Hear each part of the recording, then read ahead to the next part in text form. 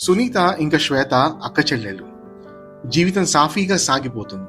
కానీ వాళ్ళకేం తెలుసు, in front there is a crocodile festival ఉందని. ఒకరోజు రాత్రి సుమారు 2-2:30 అవుతోంది. సునీతకి దాహం వేసి మంచం దిగి కిచెన్లో ఉన్న ఫ్రిడ్జ్ వైపు నడుస్తూ వెళ్తోంది. హాల్లోకి వెళ్ళగానే కిచెన్లో లైట్లు ఆన్లో ఉన్నాయి అని గమనిస్తుంది సునీత. సునీతకి తెలివి ఇంకా ధైర్యం ఎక్కువే. శ్వేత మర్చిపోయి ఉంటుంది అనుకొని ఫ్రిడ్జ్ని ఓపెన్ చేసి వాటర్ తాగి లైట్లు ఆఫ్ చేసి వెళ్ళి పడుకుంటుంది. తర్వాత రోజు రాత్రి కూడా దాహం వేసి నిద్దట్లో లేచి కిచెన్ వైపు వెళ్తూ ఉంటే లైట్లు ఆన్లో ఉండడం గమనిస్తుంది సునీత. మరుసటి ఉదయం శ్వేతని పిలిచి అడుగుతోంది, శ్వేత, రోజు కిచెన్లో లైట్లు ఎందుకు ఆఫ్ చేయట్లేదే అని. అని శ్వేత, ఏమో నేను ఆఫ్ చేస్తున్నా అని చెప్తోంది. సునీత ఒక్కొక్కసారి టీవీ ఆటోమేటిక్గా ఆన్ ఆఫ్ అవడం గమనిస్తూ ఉంటుంది. ఎక్కడో ఏదో లూజ్ కనెక్షన్ ఉంది అనుకొని పెద్దగా పట్టించుకోదు ఈ విషయాన్ని. అలా కొన్ని రోజులు గడిచాయి. ప్రతిరోజు సాయంత్రం 5 గంటలకి ఆఫీస్ నుంచి రాగానే సునీత రాత్రికి వంట చేస్తోంది. 6 గంటలకి వాళ్ళ పని మనిషి మీనా వచ్చి ఇంటి పని అంతా చేసి వెళ్తోంది. రోజులాగానే 6 గంటలకు మీనా వచ్చింది. తనతో సునీత ఇలా అంటోంది, నాకు కొంచెం ఒంట్లో బాగాలేదు, ఈరోజు నువ్వు వంట చేస్తావా మీనా అని అడుగుతోంది. మీనా కూడా తన పరిస్థితి చూసి సరే అని తన పనంతా ముగించుకొని 8:30కి ఇంటికి వెళ్ళిపోతుంది. సునీత ఫోన్ రింగ్ అవుతుంది. అది తన చెల్లెలు శ్వేత. సునీత ఫోన్ లిఫ్ట్ చేసి అడుగుతుంది, ఏమే ఇంకా ఇంటికి రాలేదు అని. దానికి శ్వేత జలుబుగా అంటుంది, ఆఫీస్లో పని ఎక్కువ ఉందక్క, కాస్త లేట్ అవుతుంది. ఏమైంది నీ గొంతుకి అంటుంది సునీత. ఏసీలో కూర్చొని జలుబు చేసిందక్క అంటుంది. సునీత, సరే జాగ్రత్తగా ఇంటికి రా, ఇంటి తాళం ఉంది కదా నీ దగ్గర అని ఫోన్ పెట్టేస్తుంది. కాసేపు అయ్యాక ఇంటి డోర్ ఓపెన్ అవుతున్న చప్పుడు వస్తుంది. ఆ చప్పుడుకి సునీతకు తెలివి వచ్చి, శ్వేత నువ్వేనా అని అడుగుతుంది. హా అక్క అంటుంది. శ్వేత లోపలికి వస్తుంది. సునీతకి సడన్ గా ఏదో వాసన రావడం గమనిస్తుంది. అది గ్యాస్ లీక్ అవుతున్న వాసన అని గమనించి వెంటనే శ్వేత ఆగు అని అరిచి పరిగెట్టుకుంటూ వెళ్ళి కిచెన్లో ఉన్న కిటికీలన్నీ తెరుస్తుంది. సునీత శ్వేతని అడుగుతుంది, ఏమే గ్యాస్ లీక్ అవుతున్న వాసన రావట్లేదా నీకు అని. దానికి శ్వేత ఆశ్చర్యపోయి, లేదక్క నాకు జలుబుతో పోయే వాసన తెలియట్లేదు అంటుంది. ఇక్కడ సునీతకి ఆశ్చర్యం కలిగించిన విషయం ఏంటి అంటే, స్టవ్ ఆన్లో లేదు, సిలిండర్ నుంచి గ్యాస్ లీక్ అవ్వట్లేదు, మరి గ్యాస్ ఎక్కడి నుంచి లీక్ అయిందా అని. అలా కొన్ని రోజులు గడిచాయి. ఒకరోజు సాయంత్రం శ్వేత ఇంటికి వచ్చింది. సునీతకి ఇంకేదో పని ఉండి టైంకి రాలేకపోయింది. శ్వేత తలుపు తీసుకొని ఇంట్లోకి వెళ్తుంది. తన గదిలోకి వెళ్ళిన వెంటనే అక్కడ గదిని చూసి నోట మాట రాలేదు శ్వేతకి. గది నిండా రక్తం. ఆ రక్తపు మడుగులో పడి ఉంది మీనాక్షి. శ్వేతకి ఏం చేయాలో తెలియట్లేదు. మీనాక్షి వైపు మెల్లగా అడుగులు వేసుకుంటూ నడుస్తుంది. ఉన్నట్టుండి మీనాక్షి శ్వేత కాలుని పట్టుకుంటుంది. తనకి గుండె ఆగినంత పని అయింది. శ్వేత మీనాక్షిని చూసింది.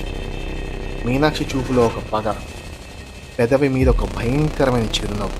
ఆ నవ్వులో ఎన్ని రహస్యాలు దాగున్నాయో. శ్వేత ఇంకా అక్కడ ఉండలేక రోడ్డు మీదకి పరుగులు పెడుతుంది. రోడ్డు మీదకు వచ్చి తన అక్క సునీతకి కాల్ చేసి జరిగిందంతా చెప్తుంది. సునీత వెంటనే ఇంటికి వచ్చింది. శ్వేతను తీసుకొని ఫ్లాట్లోకి వచ్చింది. ఇంట్లో అంతా మామూలుగానే ఉంది. అన్నీ యథాస్థానంలోనే ఉన్న, ఏమీ జరగనట్టు. గోడ మీద ఒక్క రక్తం మరకలేదు. శ్వేత తన కళ్ళను తనే నమ్మలేకపోయింది. దాంతో శ్వేత ఇలా అంటుంది, అక్క నన్ను నమ్మక్క, నేను అబద్ధం చెప్పడం లేదు, ఇక్కడికి ఇంటికి వచ్చేసరికి ఇల్లులా లేదు అని. దానికి సునీత తనకి ధైర్యం చెప్తూ, ఊరుకో, అసలు మీనాక్షి ఎక్కడుందో తెలుసుకుందాం అని ఇంటి ఓనర్ కాల్ చేస్తుంది. అది పని మనిషి మీనాక్షి గురించి అడుగుతుంది.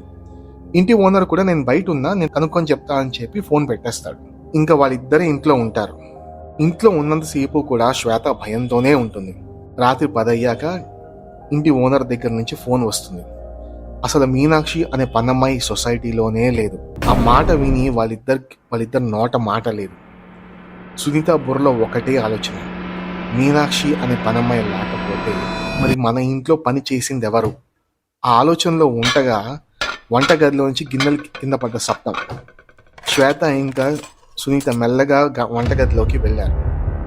అక్కడ మీనాక్షిని చూసి ఆశ్చర్యపోయారు.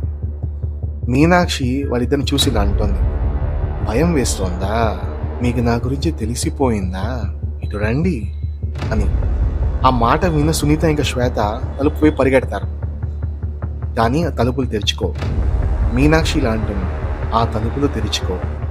మీ అరుపులు ఎవ్వరికీ వినిపించవు, మిమ్మల్ని ఏమీ చేయను. సునీత ఇంకా శ్వేత హాల్లో ఉన్న సోఫాలో కూర్చుంటారు. శ్వేత ఇలా అడుగుతోంది, నువ్వెవరు అసలు, నీకేం కావాలి అని.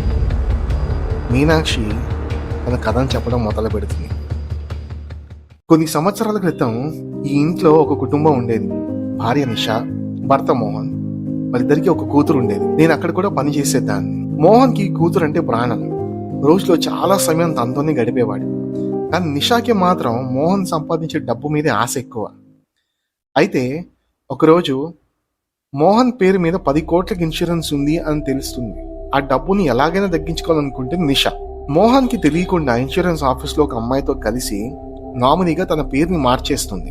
సమయం చూసి తన ఇంట్లో కూడా లేనప్పుడు గ్యాస్ ని లీక్ చేసి బయటికి వెళ్ళిపోతుంది. విషయం తెలియక మోహన్ ఎప్పుడులాగే ఇంట్లోకి వచ్చి లైట్ ఆన్ చేస్తాడు. స్విచ్ ఆన్ చేసినప్పుడు వచ్చిన స్పార్క్ వల్ల ఇంట్లో సిలిండర్ బ్లాస్ట్ అవుతుంది. తన భర్త మోహన్ చనిపోయాడా లేదా అని చూడడానికి ఇంట్లోకి వస్తుంది నిషా. నేల మీద సగం కాలిపోయి ఉన్న తన భర్త శరీరాన్ని చూసి చనిపోయాడు అనుకొని ముసి నవ్వులు నవ్వుతూ ఉంటుంది నిషా. ఇంకా కొన ఊపిరి ఉన్న మోహన్ అది చూసి మొత్తం చేసిన తన భార్య అని తెలుసుకుంటాడు. తనని గట్టిగా పట్టుకునే ప్రయత్నం చేస్తాడు. ఉలిక్కి పడుతుంది నిషా. కొన ఊపిరితో ఉన్నాడని తెలిసి నిషా కాలితో పీక మీద నొక్కే ప్రయత్నం చేస్తుంది. తను చనిపోయే ముందు ఒక మాట అంటాడు, నీకు సహకరించిన వాళ్ళని ఎవరిని వదిలిపెట్టను అని. ఇది విన్న సునీత ఇంకా శ్వేత ఇలా అడుగుతారు, మరి ఈ కథలో నువ్వు లేవని. దానికి మీనాక్షి ఇలా అంటోంది, కథ ఇంకా పూర్తి అవ్వలేదు. ఒకరోజు నిషాని సొసైటీలో చూసి పలకరిద్దాం అనుకుంటుంది. నిషా తన ఇంటి వైపు కాకుండా పక్క బ్లాక్ లో తన స్నేహితురాల ఇంటి వైపు వెళ్తూ ఉంటుంది. అక్కడ కూడా తనే పనిచేస్తుంది అని సరే అక్కడే పలకరిద్దాం అనుకొని మీనాక్షి కూడా తన్నే వెంబడిస్తూ ఆ ఫ్లాట్ వరకు వెళ్తూ ఉంటుంది. నా స్నేహితురాలు ఇంటి వైపు నేను ఆగి ఇంక తలుపు కొట్టే లోపు నిషా ఇంకా వాళ్ళ స్నేహితురాలు నవ్వులు వినిపిస్తాయి. విషయం ఏంటో విందామని నేను తలుపు బయట ఉండి మొత్తం వింటూ ఉంటే తన భర్తని ఎలా చంపింది, ఇన్సూరెన్స్ డబ్బులు ఎలా తీసుకుంది అనే విషయం మొత్తం చెప్తూ ఉంటుంది నిషా. ఇదంతా కూడా నేను నా ఫోన్లో వీడియో రికార్డ్ చేశాను. నేను వెనక్కి వెళ్ళిపోదాం అని అనుకునే లోపల నిషా నన్ను చూసింది. నన్ను వెంబడించి నన్ను మళ్ళీ ఆ గదే ఫ్లాట్లోకి తీసుకెళ్లిపోయి ఆ పీక నొక్కి చంపేసింది అని చెప్తోంది మీనాక్షి. ఈ గతమంతా విన్న శ్వేత ఇలా అడుగుతోంది, మేమేం చేశాం, మమ్మల్ని ఎందుకు తరుముతున్నావు అని. దానికి మీనాక్షి, ఆ విషయం మీ అక్క సునీతని అడుగు, నామినీలో పేరు మార్చింది మీ అక్క సునీత. ఇది విన్న సునీత గొంతు తడారిపోయింది. ఒక్కసారిగా అంతా నిశ్శబ్దం. మరుసటి రోజు ఉదయాన్నే వీధిలో పోలీస్ సైరన్ మోగుతూ వెళ్తోంది. ఇంటి ఓనర్ దగ్గర నుంచి పోలీసులకు కంప్లైంట్ వచ్చింది, సునీత ఇంకా శ్వేత ఫ్లాట్లో చనిపోయారని. ఎవరి కర్మకెవరు బాధ్యులో ఎవరికి ఎరుక. నేను మీ Aditya Mandapaka, signing off. Subscribe చేసుకోండి, లేకపోతే మీనాక్షి మీ ఇంటికి కూడా రాగలదు.